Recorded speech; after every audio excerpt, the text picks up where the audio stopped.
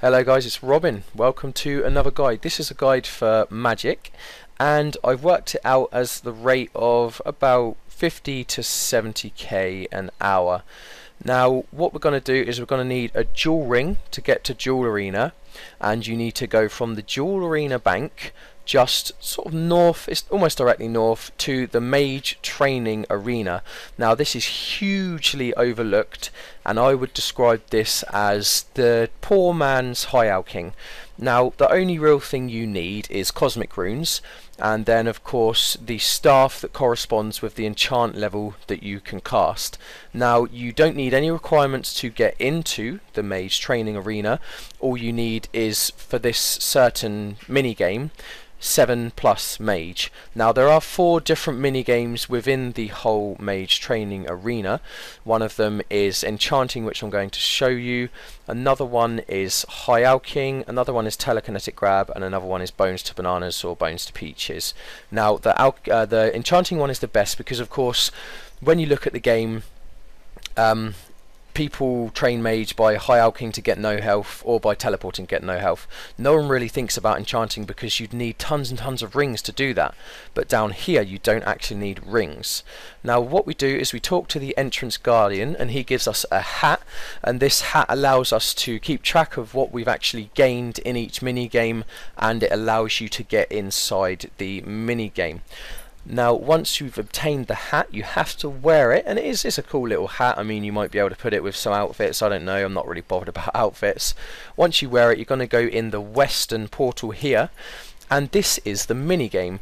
Now to sum the mini game up for you, what we're doing is we're collecting shapes. Now there are dragon stones that spawn on the floor, and you don't really need to pick up the dragon stones. I mean, the dragon stones give you a bonus in that when you enchant them, and you can enchant them with any level spell, when you enchant them they give you extra pizzazz points here up in your corner. Now the only real benefit you get from pizzazz points is if you're saving for infinity, but to get infinity robes or the wands you do have to have an accumulation from all 4 of the minigames. You cannot just buy them with the pizzazz points here from the enchant minigame. Now I did pick these up, and I am a bit rusty, so I had forgotten. I thought that maybe they gave more mage experience, but they don't. You get the same mage experience, and right now I'm doing Ruby Enchant, which is 44 magic experience each cast. Now I worked out that when we're running the shapes back and forth, I was getting just over 1,000 experience in inventory, and I do an inventory of enchanted shapes in just under a minute. So at my 40, I believe this is, sorry, 52 mage, something like that for the Ruby Enchant, I was getting around 55, maybe pushing it 60k an hour. Now as I said, the shapes have a corresponding icon at the bottom right of the screen that tells you which one you will get the most beneficial points for when you enchant it. Now you can do that, as I said, if you want to gain infinity robes and everything else, but if you're just here for the mage experience, which I am, don't worry about going around and getting the right shape that corresponds to the bonus shape at the time, like I'm doing funnily enough in the video. Just go to one shape, get a full inventory of the shapes, and then I'll show you what we do when we have a full inventory in a second. Now of course infinity, if you do want to get it, is extremely pricey because it is hard to get. You do have to save up a lot of these points. And of course another huge bonus is with your pizzazz points, and I was unaware of this, but with your pizzazz points you can actually go up to the guy on the top floor of this mage training arena and you can trade back for runes. And funnily enough, the cosmic runes that he sells only cost 5 pizzazz points each. So after, say, using 5k cosmics down here, you might have something in the region of, I don't know, 300 to 500 pizzazz points, which can go and get you another 100, 200 cosmics from the shop. You may have to hop world for more, of course. So as I was saying, you can get all of the items up from the guy upstairs, and you can replenish your cosmics, which is really, really great.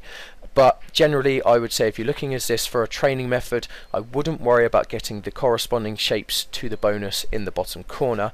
I would just worry about, of course, getting the orbs enchanted and then running them up to the center, which I will show you in a minute.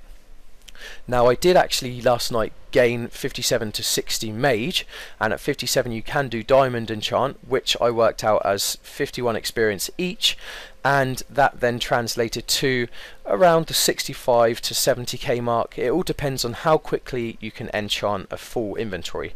Now of course this is a brilliant method because it's not just a set amount of experience. High alching is, I believe, 55 experience every single alch, so you can only ever gain 55k an hour. I don't know how many you actually manage to high out. I don't know how pro you are at clicking, but the difference with this is there's 2 more enchants above diamond, and I'm at diamond, so there's another one at 68 which is dragonstone, and another one at 87 which is of course onyx, and for those you will need mud and lava staffs, but it is insane experience in here because cosmics are so cheap.